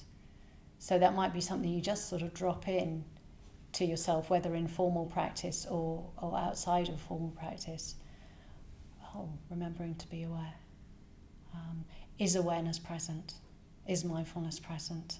Just little questions like that. And that way is, it's just encouraging mindfulness to grow in a more natural way. Is that enough? Yeah. So the first way is kind of unskillful or unhelpful and counterproductive, because it's just forcing this unrealistic expectation of the quiet mind. And is that right? Well, there may be expectations in the mind that might be that, but in a way it's harder to see them when we're pushing a bit.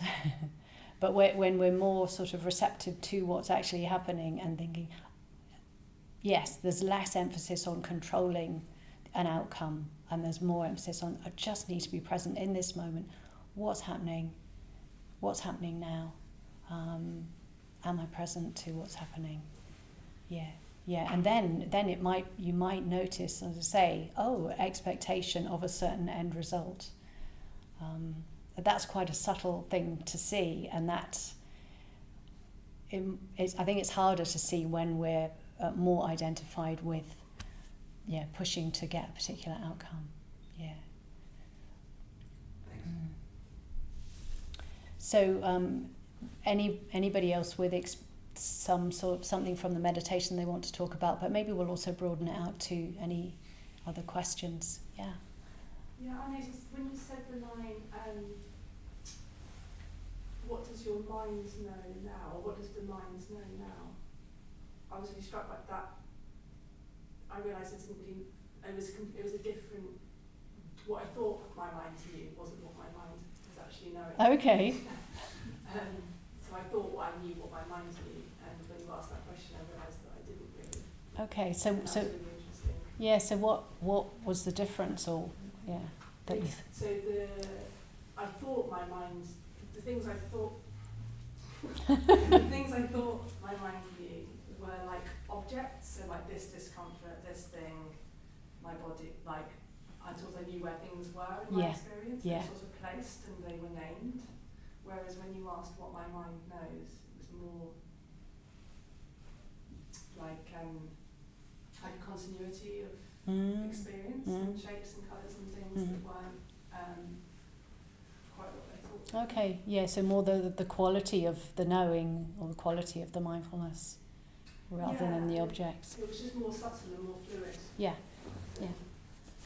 Than the experience I thought I was having. Yeah, great. Good, thank you. Oh, pulling off my cushions. Oh, no. Sorry, and cramp. Any other questions or comments about your practice, or just questions about anything that I've said? Just got a few more minutes. Or anything from the chat? Nothing from the chat. You're very quiet. Yes. Yeah, you alluded to, you thought Sangharakshita might not like the acceptance thing. I wondered what that might be about, and if, I'm guessing it's something to do with like a kind of dangers of passivity or something like that. Yeah. Yes, he quite famously said, "Don't accept yourself." So that was what I was alluding to, really. But yes, I suspected he probably wouldn't have. In a way, we're not accepting ourselves, we're just accepting what's happening in the present moment. It's already there, so rather than sort of argue with it, it's like, oh, this is what's happening. You know, maybe there's something that's unskillful in the mind, maybe there's some aversion in the mind. Okay, this is, but you recognise that and you think, rather than oppose that, it's like, oh, okay, this is what's happening. In that recognition is a recognition that it's unskillful and that it will probably lead to suffering, or maybe there's even suffering in that moment of it, but it's still helpful to accept rather than oppose what's happening and create more suffering. So it's more I was sort of half joking, really, but yes, this famous don't accept yourself. Don't just stop and not see that there is further to go. There's more freedom for the mind to experience. There's more compassion to be cultivated. Don't be limited. I think that's what he's saying. Thanks for clarifying. Yes. Yeah, I just want to say something about the acceptance. I really loved it. Acceptance for me is quite like a holiday, which is nice. And also, actually, when I go to the dentist, I always feel like I'm on holiday when I lie down and put somebody else's because I know there's nothing I can do about it. So I just drop in and I go, and then in the meditation, it made me feel like, why don't I just do that for the whole life? Why don't I just like take a break and just pretend I'm in the dentist chair? But on the more proactive side, I think something about acceptance which I can see the point of, but acceptance for me implies that things are okay, I'm going to accept it. And my meditation shoots off when I, after years ago, there was a wisdom practice which is whose breath is it? And when I realised it's not necessarily my breath, because I didn't make these lungs, everything becomes exciting because it's not mine. And so when you drop into pain or pleasure, it's not mine. And so I'm not accepting it, I'm plunging in like an excited puppy, trying to find out what's going on. And that's irrespective of whether it's pleasure or painful. So it reminds me a little bit of we talking about David Attenborough. So it's more like the experience of that is like, oh my God, this is what's going on. It's not like I'm going to accept this. It's like, oh my God, what's this pain like? So it's a sense of wonder. Wonder and plunging in. And acceptance can be, I'm going to accept this, but I'm going to creep towards it. And it can be, but it depends on which angle you come from. It does. It depends on the language that sort of, in a way, supports the deeper experience or an opening to experience. Because the plunging in is, and I think I see acceptance as just an opening to an experience, not so much in the realm of timidity and passivity, but what you're describing sounds very exciting. It does. Because the fear also goes completely because you're not, and also those thoughts become they're not quite my thoughts. They are my thoughts, but they're a bit boring. You're not really, and so it's the experience which counts. Thank you. Thank you. I think that was. Did you? Yes. There are loads of resources available and loads of things on websites and YouTube, guided meditation. So I just wondered if you had any ones that you talk through and you go through, just because your phrases that you dropped in were so precise and Ones that I've led myself. Great. Yes. So associated with the book, there are 8 led meditations. It's one for each chapter of the book. They are online. They're on Insight Timer, actually. Just very recently, I've worked out what to do to get myself on Insight Timer. But there's also I have a blog site, and on the blog site, which is uncontrivedmindfulness.net, there's quite a bit of stuff from previous retreats that I've led, including led meditations. So those ones are not particularly. There's the sound quality isn't so good as the Insight Timer ones or the ones associated with the book, but it's there. yes, the retreat ones, there's always somebody coughing or sneezing and yeah, shuffling. Oh, time is getting on. Any last ones? Okay, maybe I'll just say, I was going to just mentioning the recordings. So what else is in the book? So there are one of these mindful life moments, the blog extracts, there's one for each chapter, and as I said, they're more how I work with the practice, and through sharing how I work with it, communicating how you also could work with it, hopefully. There's also what I've called mindful pauses in each chapter, so this is 1 or 2 exercises which just try and again give more practical ways. I mean, the chapters are quite practical, but putting it in an exercise form so you can just take a little bit of what I've been talking about and practice with that just through reading through the exercise. And then the links to the recorded meditation, they also follow the structure of the book. But it's all about how to watch the mind through its different facets, really. Just unpacking that in quite a lot of detail, but I think it's quite accessible. People tell me it's quite accessible, and yes. So probably that's all I want to say. So hand back to you. Yeah. Oh, I do want to say thank you for having me. I invited myself, so I can't say thank you for inviting me, but I invited myself, but I'm very grateful that request was taken up, and it's very nice to be back. Oh, thank you, Vajradevi. That's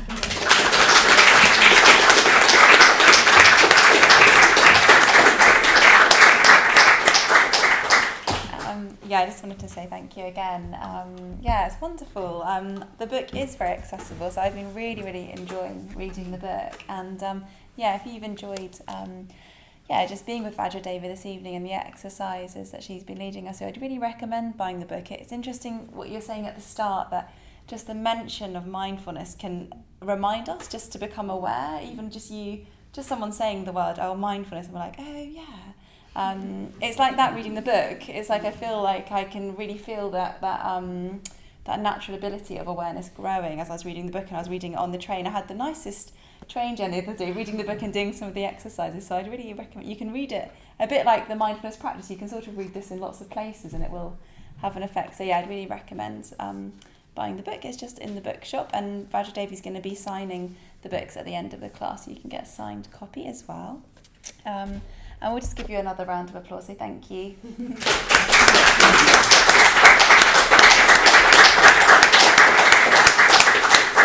And just lastly to say that if you're not, you can also buy the book if you're at home. So Nick's putting a link to the book in the chat, so you can buy the book, access the book if you're at home as well. Okay, so we're going to end the evening by doing a transference of merit and self-surrender. So if you come to sit in your meditation posture, this is something that we're going to do in call and response. So I'm going to call a verse and I call a line, and you're going to repeat it back. And like Vajradevi was saying, these practicing awareness, practicing mindfulness is a sort of skillful practice. And we'll feel the benefits of that within our being. Hopefully we'll feel the benefits of that tonight. And what we want to do with those benefits is give them away and dedicate them to all beings. And it sort of turbocharges our own practice. And it's in service to other beings as well. So everyone benefits. So we're going to do that just now. So you can just sit just quietly for a few moments.